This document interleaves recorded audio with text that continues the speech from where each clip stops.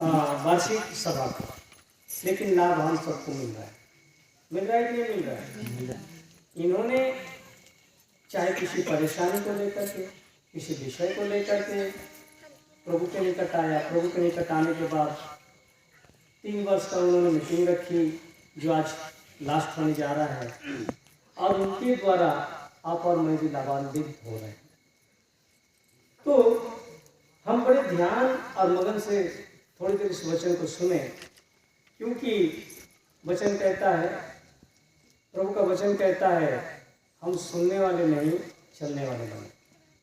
तो आइए हम लोग सीधा वचन पे जाते हैं। अब प्रकाशित वाक्य उसका 3 अध्याय उसका 6वां पद को पढ़ करके हम लोग आगे बढ़ते हैं। 3 अध्याय 6वां पद देखिए। जहाँ भी मीटिंग होता है आप लाइट उल्टा लगाओगे तो बाइबल पढ़ने में तकलीफ होगा, है कि नहीं? लाइट इधर होना चाहिए, अब लोग पीछे लगा दिए, ये गड़बड़ वाली बात है। थोड़ा सा पास्टर लोगों को ध्यान देना देता है, सबको, है ना? प्राचीन पास्टर को ध्यान देना चाहिए कि हम लोग बाइबल कहाँ से कैसे पढ़ते हैं, स्टेज से। उसको क्या कह रहा है? जिसका कान हो वह सुन ले कि आत्मा कलीसिया से क्या कहता है। प्रिय भाई और बहन, जब हम वचन पे जाते हैं तो आदि में वचन था, वचन जो से बोलिए, वचन परमेश्वर, और आगे, और वचन ही परमेश्वर था। आज क्या है? आज क्या है? परमेश्वर। आज क्या है? आज भी वचन है, आज भी, और उसी वचन को हम लोग सुनने के लिए जा रहे हैं। तो यहाँ पर कहता है जिसके कान वह सुन ले कि आत्मा कलीसिया से क्या कहता है।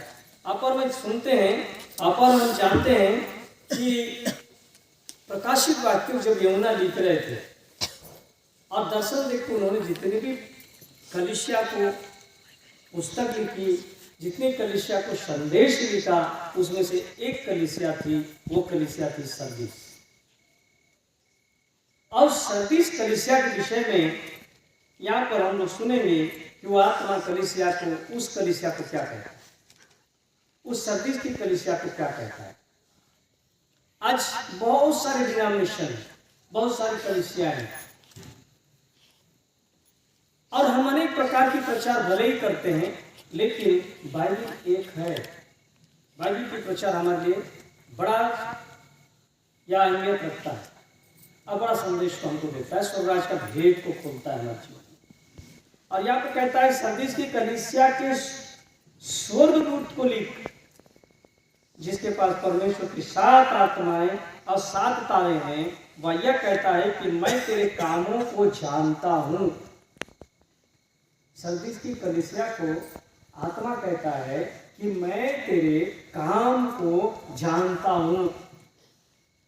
हम कौन सी काम कर रहे हैं इस समय, हम क्या कर रहे हैं, हम कहाँ पर हैं, हम, हमारी जो धार्मिकता है वह क्या है, उसके विषय में परमेश्वर कहता है, प्रभु का दूत कहता है, प्रभु का आत्मा कहता है कि मैं तेरे कामों को जानता हूं कि तू जीवित तो कहलाता है पर मरा हुआ है।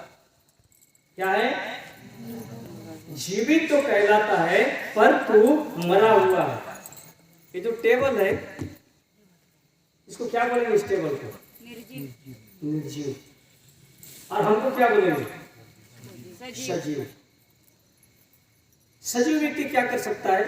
एक दूसरे से बात कर सकता है, काम कर सकता है, हाथ हिला सकता है, यानी कि कार्यशील वो रह सकता है। परंतु ये टेबल है जिसको हम लोग वेदी के स्वरूप में अभी बनाए हैं, ये निर्जीव है टेबल, परंतु यहाँ पे इस समय वचन है तो जीवित है।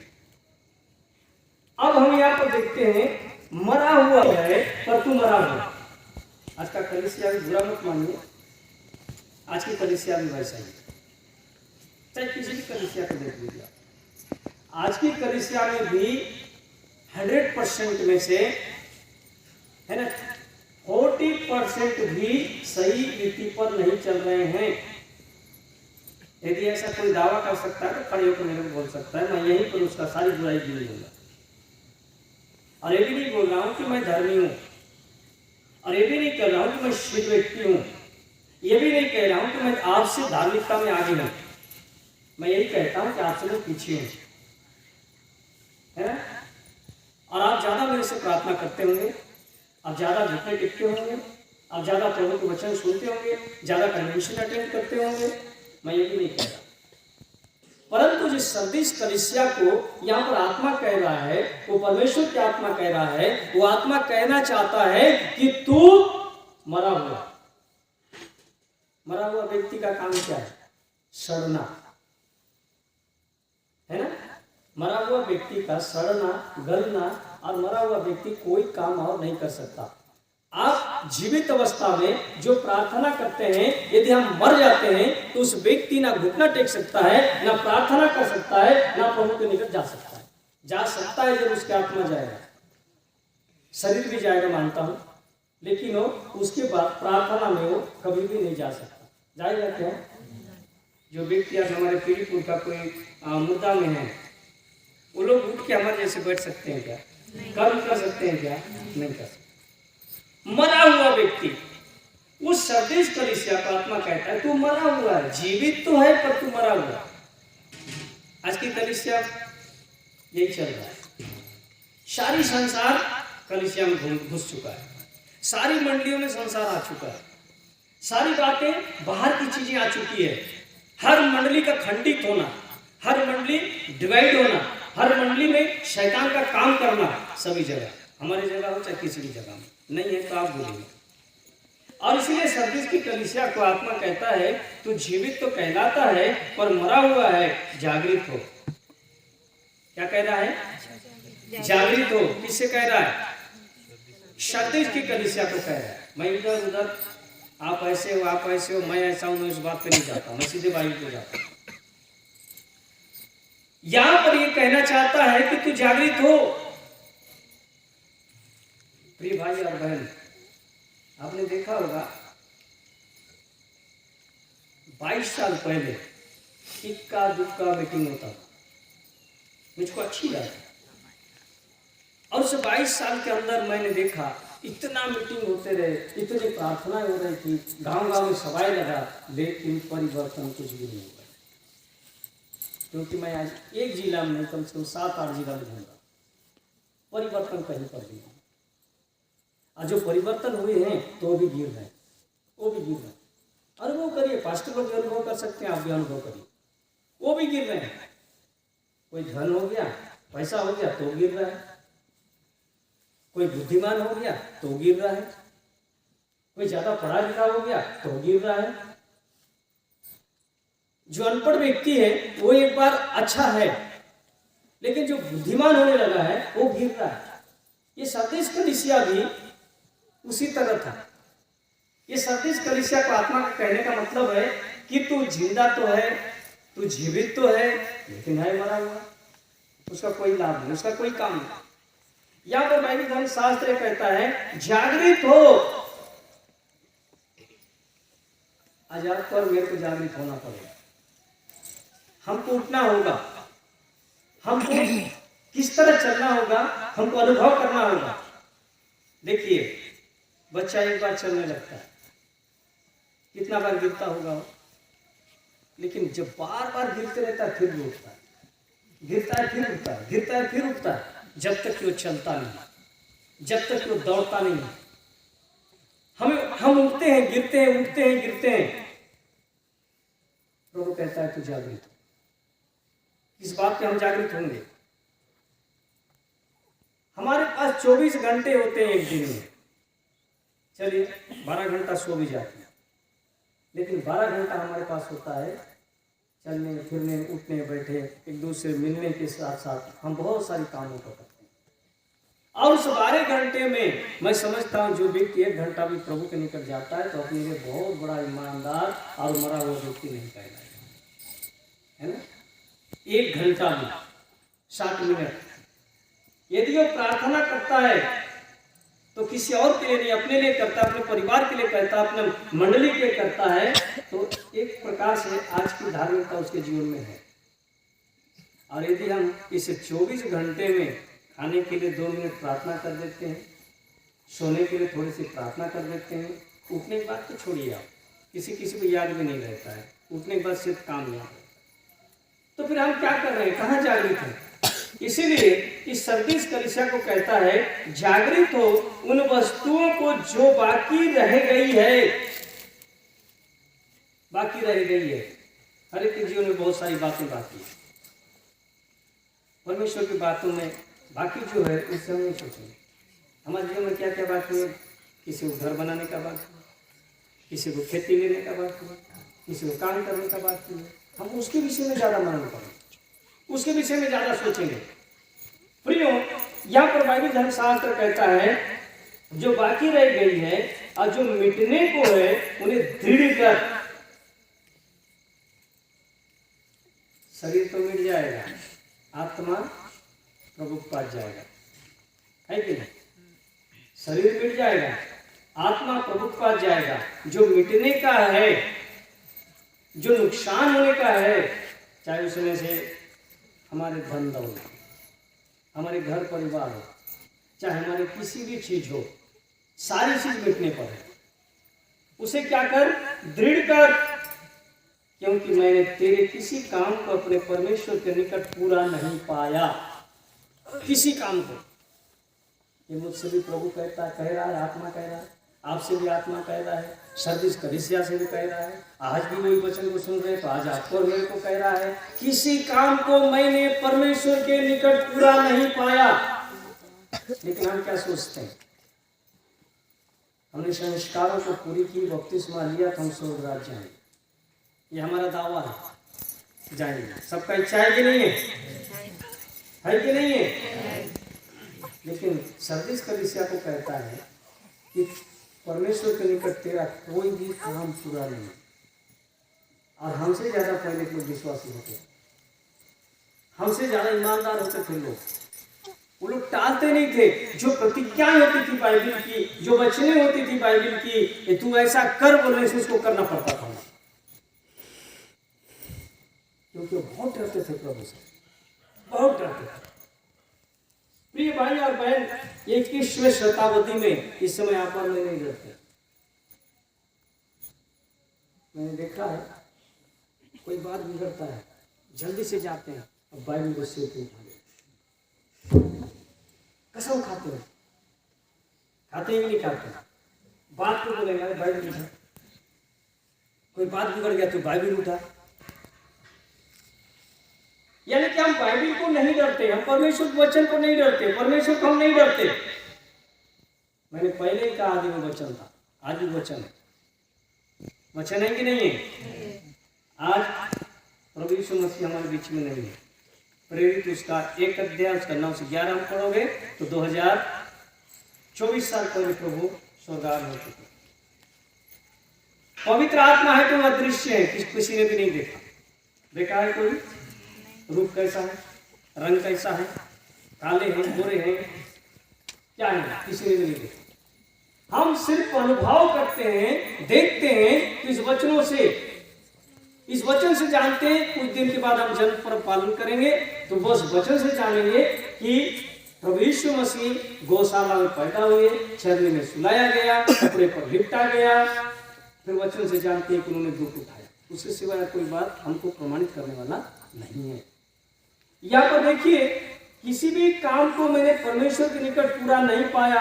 आत्मा कलीसिया से कह रही, सरदीस कलीसिया से, और इस समय वर्तमान में आपसे और मुझसे कह रहे हैं। देखिए, हर एक के जीवन में कहीं ना कहीं बुराई है, और बुराई कहाँ सुधरता है? जब हम उसको स्वीकार करेंगे। बुराई कहाँ सुधर सकता है? जहाँ हम उसको मान लेते हैं। हम मान ले कि हमारे पास एक गलती है और मुझे इसे छोड़ना चाहिए, मैं दोबारा इसको नहीं करूंगी, नहीं करूंगा, तब हम उसे छोड़ सकते हैं। और हम उसे दोहराते रहेंगे तो हम परमेश्वर के निकट हमारा भी जीवन असफल है। आगे क्या कहता है थोड़ी सी देखते हैं। इसलिए स्मरण कर कि तूने किस रीति से शिक्षा प्राप्त की और सुनी थी। कोई बीमार रहता है, अच्छा साहब प्रार्थना करिए, मैं जो बोले सो करूँगा, जो बोले सो करूँगी। अभी बीच में एक पास्टर एडनेशन का व्यक्ति आया, मैंने पूछा कितना साल हुआ आप लोग प्रभु में आके? कम से कम 8 से आधा तो बोले 8 साल, वो बोला 15 साल करीब। 15 साल से उस व्यक्ति कभी फास्टिंग नहीं किया, उपवास नहीं किया। क्योंकि कई प्रचलन नहीं करते हैं, उस बात को मैं मानता हूँ। 15 साल से उस व्यक्ति के जीवन में परेशानी है, 8 साल से बोला कि परेशानी है, कभी नहीं छूटता है, ये है, कभी ये छूटता है तो ये नहीं छूटता, कभी ये छूटता है तो ये नहीं छूटता। और सबसे बड़ी बात, जितने जगह में उन्होंने प्रार्थना किया और कराया, शैतान पकड़ नहीं पाया। जब हमने उसके सामने खड़ा हो गया, शैतान चिल्लाना शुरू कर दिया, हिलना शुरू कर दिया, अपना रूप दिखाना शुरू कर दिया। हमने कहा ये है आपका इतना बीमारी। प्रियो, उसका अर्थ है कि हमने कौन सी शिक्षा पाई है और सुनी है, हम उस पर नहीं बने रहते। सच बोल रहा हूं मैं? सच बोल रहा हूं नहीं? जो शिक्षा हमने शुरू में ग्रहण किया, जो शिक्षा और विश्वास हमारा शुरू में रहा, वो विश्वास हमने दूर हट जाता। उस शिक्षा पे हम नहीं बने रहते। नींव खोदी जाती है घर बनाने के लिए। अच्छा उदाहरण प्रभु ने दिया, उस उदाहरण पर नहीं जाऊंगा मैं। तो उस नींव को इसलिए खोदा जाता है कि घर मजबूत रहे और उसके ऊपर रद्दा पे रद्दा उठाया जाता है, ताकि और भी उठे तो भी वो गिरे मत। हमने क्या शिक्षा पाई थी? हमें क्या बताया गया था? हमने कौन सी बात को सुनी थी? उस पर बने रहने के लिए प्रभु कहता है, सर्दिस कलीसिया को प्रभु का आत्मा कहता है, इस समय आपको मेरे को कह रहा है। इस घर परिवार का 3 साल का मीटिंग खत्म है।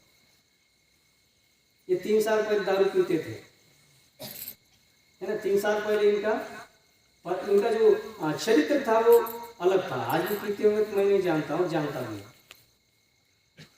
है ना। अब 3 साल खत्म हो गया। कितना संतान है? 1 के 2 बेटा बेटी कितना हो गया? हैं 2। अब तो 2 बच्चे भी हो गए। क्या कर रहे हैं? फिर से वापस लौट गए। हमने जो बताई उस बात को छोड़ दिया, प्रभु ने जो बात को बताई उसने छोड़ दिया। उसके बाद हम फिर से वो जिंदगी में फिर कर जाएंगे जो हमें नुकसान पहुंचाएगा। तो क्या प्रभु आपके और मेरी प्रार्थना को सुनेंगे? नहीं सुनेंगे। इसीलिए प्रभु का आत्मा सर्दिस कलीसिया से कहता है कि तू मन फिरा, तू जागृत हो, और कहता है कि तू किस रीति से शिक्षा प्राप्त की थी और सुनी थी और उसमें तू बना रहे और मन फिरा। कभी भी नहीं गिरना चाहिए। मैं तो कहना चाहता हूं, किसी भी इंसान को अपने सिद्धांत से नहीं गिरना चाहिए, प्रभु के निकट आने से नहीं गिरना चाहिए। इंसान का एक रूटीन होना चाहिए प्रार्थना के लिए। खाना खाने का हमारा समय होता है नहीं, मेरे को 8:30 बजता है, शाम का भूख लगना शुरू होता है ना, मेरा शुरू से। खाने का जब हमारे पास एक नियम है, टाइम है, नहाने का एक टाइम है, घूमने फिरने का टाइम है, तो फिर हम प्रार्थना के लिए क्यों नहीं बना सकते? हम प्रार्थना पे ध्यान लगा क्यों नहीं सकते? हमारी उसके लिए रूटीन क्या है? लेकिन हमारे पास उसका शेड्यूल नहीं होता। कारण हम लोग प्रभु यीशु मसीह कौन से नंबर पर रखते हैं? सच बोलिए, कौन से नंबर पर? कौन से नंबर पे हैं? 3 नंबर पे रखते हैं। नाश्ता, खाना और उसके बाद प्रार्थना, है कि नहीं? तो 3 नंबर प्रतिफल पाएंगे हम लोग। पहला नंबर नहीं पा सकते, पहला नंबर नहीं पा सकते। इसीलिए परमेश्वर की आत्मा सर्दिस कलीसिया से कहता है कि तूने क्या शिक्षा प्राप्त की थी, क्या शिक्षा प्राप्त की है। अभी क्या कर रहे हैं यहाँ पे? ध्यान देना मेरी बात को। आप लोग गाना गाते हैं प्रभु के भजन के लिए, स्तुति के लिए, बहुत अच्छी बात है। ताली बजाते हैं, बहुत अच्छी बात है। कभी कभार क्या होता है आपको बताओ ना, जब वचन का गीत गाते तक लोग बढ़िया रहते हैं, क्यों? डांसिंग सब होता है। और जब वो खत्म हो जाता है, प्रचार शुरू हो जाता है, धीरे धीरे खसकना शुरू हो जाता है। ध्यान देना मेरी बात को। धीरे धीरे निकलते जाते हैं, धीरे धीरे निकलते जाते हैं।